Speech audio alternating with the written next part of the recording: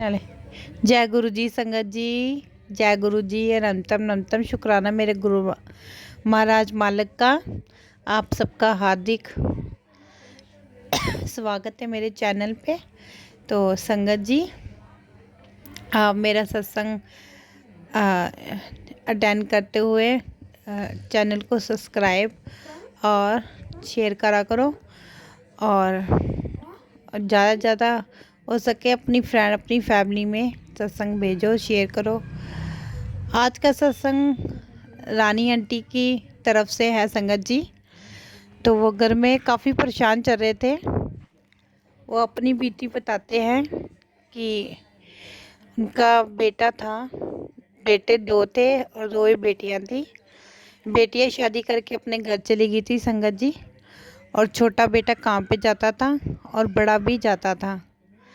एक दिन अचानक ही उनको उनकी मम्मी की तरफ से फ़ोन आया कि तुम्हारे बड़े बेटे के लिए हमने लड़की देखी है, तो आके देख लो। संगत जी, उस टाइम मेरी बड़ी बेटी की जो सासू माँ है वो हॉस्पिटल में दाखिल थी, और मेरे बेटे का हमने लड़की देखने जानी थी।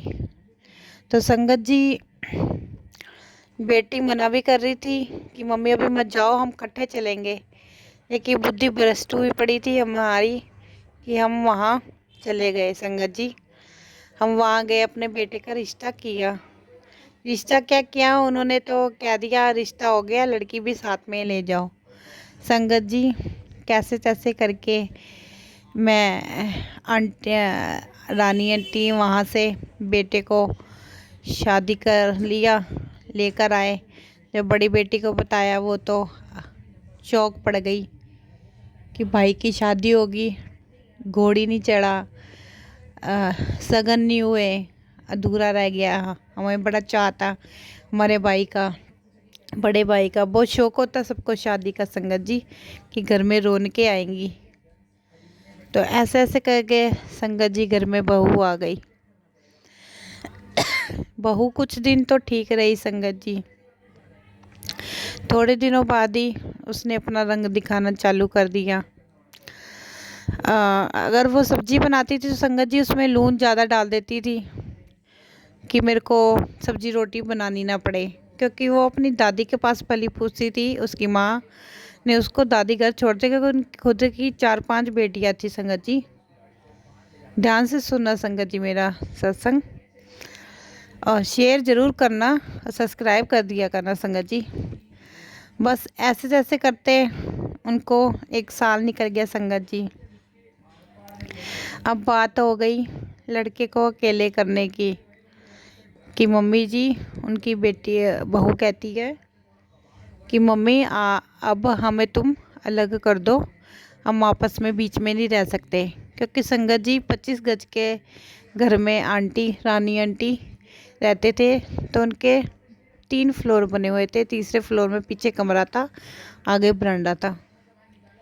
तो अपने बेटे के कहने पे आंटी ने उसको अलग कर दिया संगत जी।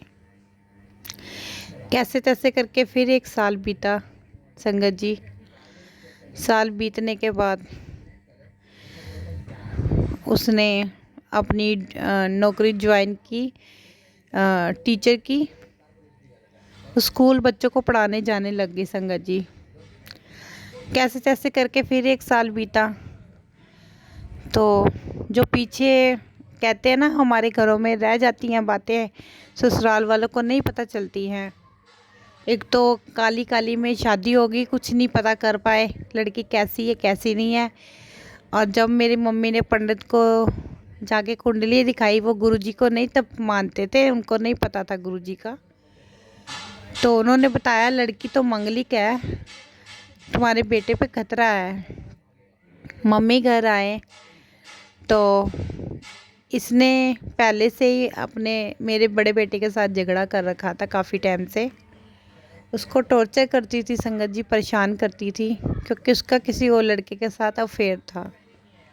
अफेयर के होते होते हुए भी मेरे बड़े बेटे के आंटी के बड़े बेटे के 2 लड़के हो गए संगत जी। कर करा के उसने मरने की तैयारी कर ली थी 4 सालों में। कभी वो कुछ खा लेता, कभी कुछ खा लेता। रानी आंटी ने कितनी बार बचाया उनको। बूढ़ा शरीर था, बचाना बहुत मुश्किल था। एक दिन क्या हुआ संगत जी,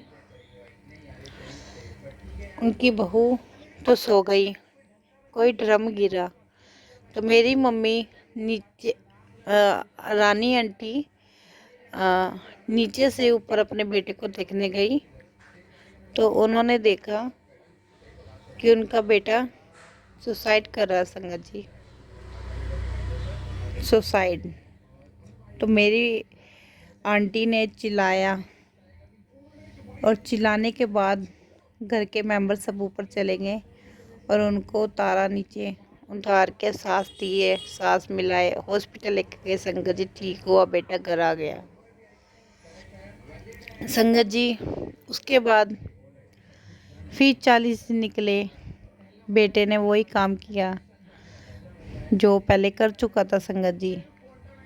हर बार तो आंटी बचाते आए, लेकिन इस बार आंटी उसको नहीं बचा पाए। उनको बहुत दुख लगा। आज उनको 6 से 7 साल हो गए संगत जी।